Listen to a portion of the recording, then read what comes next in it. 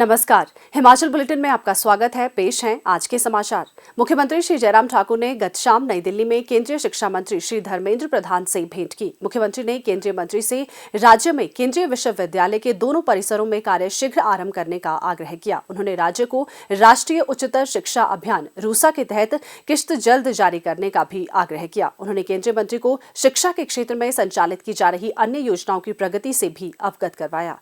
केंद्रीय मंत्री ने आश्वस्त किया कि CPWD एक मास्टर प्लान तैयार करेगा और केंद्रीय विश्वविद्यालय के दोनों परिसरों जदरांगल और देहरा में मार्च के अंत तक कार्य शुरू कर दिया जाएगा। नई दिल्ली प्रवास से वापस लौटने के उपरांत शिमला में पत्रकारों से अनौपचारिक बातचीत करते हुए मुख्यमंत्री ने कहा, हिमाचल प्रदेश से जितने भी हमारे प्रोजेक्ट्स केंद्र में भेजे गए हैं उसके फॉलोअप के लिए बीच बीच में जाना होता है और उस दृष्टि से कुछ चीज़ों को विभिन्न विभागों में जो यहाँ हिमाचल प्रदेश से हमने प्रोजेक्ट्स भेजे हैं और उन सबको एक्सपेडाइट करने के लिए, उन सबको ठीक प्रकार से आगे बढ़ाने के लिए हमने केंद्रीय मंत्रियों से बातचीत की। और मुझे इस बात की खुशी है कि एक साथ पिछले कल 5 विभाग के कैबिनेट मंत्रियों से मिलना हुआ है। फाइनेंस मिनिस्टर और हेल्थ मिनिस्टर और इसके साथ साथ में हमारे अनुराग जी साथ में ही थे, 2 जगह वो साथ थे। रेलवे मिनिस्टर के साथ मिलना हुआ, उसके पश्चात हमारे पावर मिनिस्टर से मिलना हुआ। हिमाचल प्रदेश में हमारे विकास के कार्य को गति मिले और केंद्र उसमें मददगार हमेशा रहा है और अब की बार उसमें और ज़्यादा मदद करने के लिए हम सबको सहयोग दें, ऐसा आग्रह करने के लिए हम केंद्र में गए थे। और कल फिर राष्ट्रीय अध्यक्ष जगत प्रकाश नड्डा जी से भी मिलना हुआ है, तो बहुत सारी चीज़ों को लेकर के बातचीत हुई है। केंद्रीय बजट के प्रस्तुत होने से पहले प्रदेश की ओर से जो हमने कुछ आग्रह करने तो वो किए हैं। वो ज़रूरी नहीं है कि बजट का हिस्सा होगा, लेकिन आने वाले समय में बजट पेश होने के पश्चात जो है उसमें हमारे उन सारे प्रोजेक्ट्स का ख्याल रखा जाए। इस तरह मुख्यमंत्री श्री जयराम ठाकुर की केंद्रीय स्वास्थ्य एवं परिवार कल्याण मंत्री श्री मनसुख मंडाविया के साथ 27 जनवरी 2022 को नई दिल्ली में आयोजित बैठक के सकारात्मक परिणाम सामने आए हैं। केंद्रीय स्वास्थ्य मंत्रालय ने राज्य सरकार की अधिकांश मांगों को स्वीकृति दे दी है।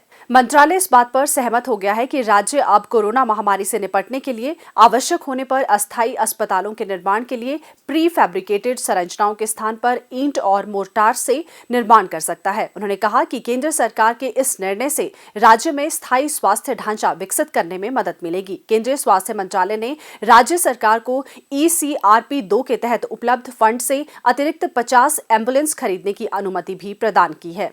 उन्होंने कहा कि इससे न केवल मरीजों को और बेहतर तथा विश्वसनीय परिवहन सुविधा मिलेगी, बल्कि किसी भी आपात स्थिति में मरीजों का त्वरित परिवहन भी सुनिश्चित होगा। उन्होंने कहा कि इससे प्रतिक्रिया समय 30 मिनट से भी कम होगा। मुख्यमंत्री के अनुरोध पर ECRP 2 के तहत हिमाचल प्रदेश की संसाधन सीमा को 203 करोड़ 86 लाख रुपए से बढ़ाकर 240 करोड़ 56 लाख रुपए कर दिया गया है। केंद्रीय स्वास्थ्य मंत्रालय ने NHM के तहत कर्मचारियों के वेतन ढांचे को युक्ति संगत बनाने और पूरक PIP के तहत अतिरिक्त शहरी आशा की नियुक्ति के प्रस्तावों को भी मंजूरी दे दी है।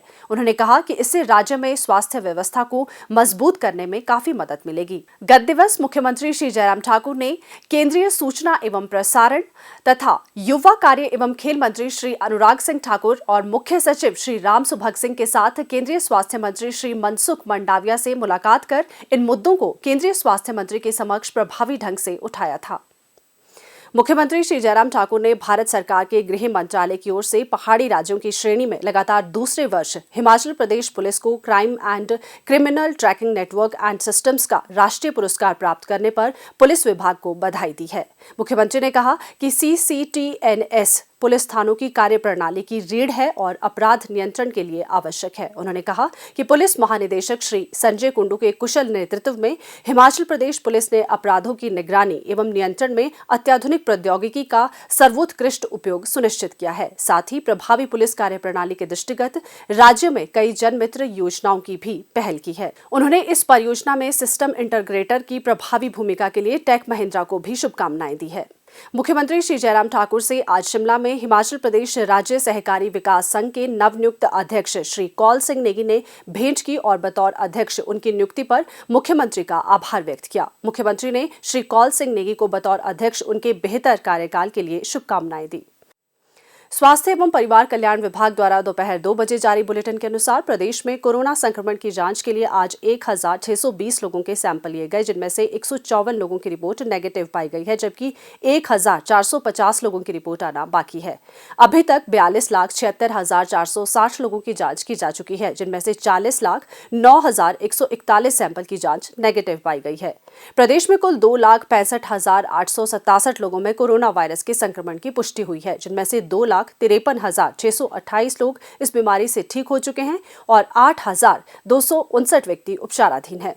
हिमाचल बुलेटिन देखने के लिए सब्सक्राइब करें YouTube channel IPR Himachal, follow करें ट्विटर @DPRHP, लाइक करें Facebook page information and public relations department Himachal Pradesh, visit करें वेबसाइट www.himachalpr.gov.in।